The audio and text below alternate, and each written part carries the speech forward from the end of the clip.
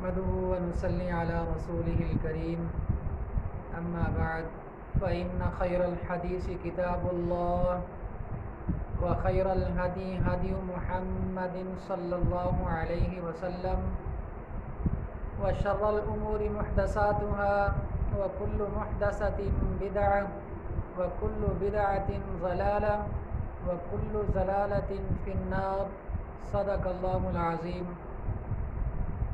میرے واجب الاحترام دوستوں، بھائیوں، بزرگوں، السلام علیکم ورحمۃ اللہ وبرکاتہ۔ پیارے دوستوں، میں امید کرتا ہوں کہ آپ حضرات جہاں بھی ہوں گے خیر خیریت سے ہوں گے، اور اللہ تبارک و تعالی سے دعا کرتا ہوں کہ اللہ تعالیٰ میرے تمام مسلمان بھائیوں کو، بہنوں کو، بزرگوں کو اپنی حفظ و امان میں رکھے۔ پیارے دوستو، آج ایک نیا وظیفہ لے کر آپ حضرات کی خدمت میں حاضر ہوا ہوں۔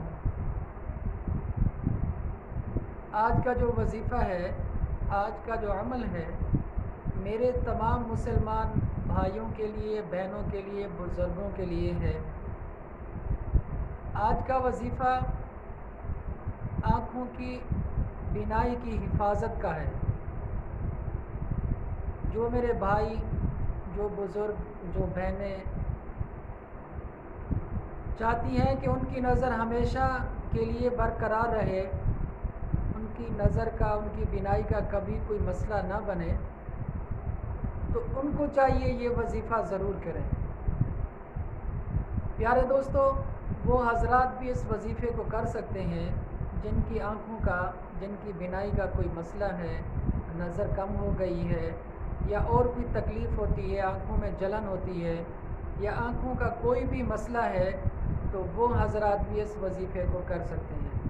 تو پیارے دوستو، اب چلتے ہیں وظیفے کی طرف۔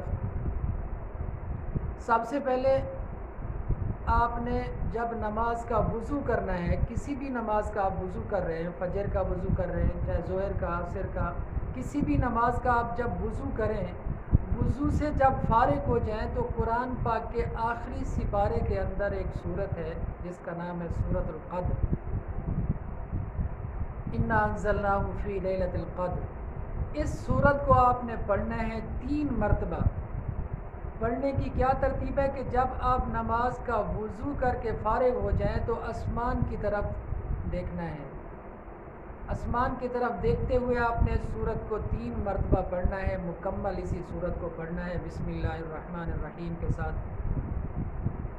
ہر بار بسم اللہ نہیں پڑھنی، پہلی بار بسم اللہ الرحمن الرحیم پڑھ کر اس سورت کو شروع کریں گے تو جب تک یہ سورت ختم نہیں ہوگی 3 مرتبہ آپ اس سورت کو پڑھیں گے تو آپ کی نظر جو ہے، آپ کا چہرہ جو ہے آسمان کی طرف ہو، اور انشاءاللہ اللہ تبارک و تعالی سے امید ہے کہ آپ جب اس عمل کو کریں گے، آپ جب اس وظیفے کو کریں گے تو انشاءاللہ اللہ تبارک و تعالی آپ کی آنکھوں کی، آپ کی نظر کی اور آپ کی بینائی کی حفاظت فرمائیں گے۔ تو پیارے دوستو، اللہ تبارک و تعالی سے دعا ہے کہ جتنا مسلمان اس دنیا میں پریشان حال ہیں، اللہ تبارک و تعالی ان تمام کی پریشانیوں کو دور فرمائے۔ اللہ تبارک و تعالی سے دعا ہے کہ جتنا مسلمان بے روزگار ہیں، اللہ تعالی ان تمام کو رزق حلال نصیب فرمائے۔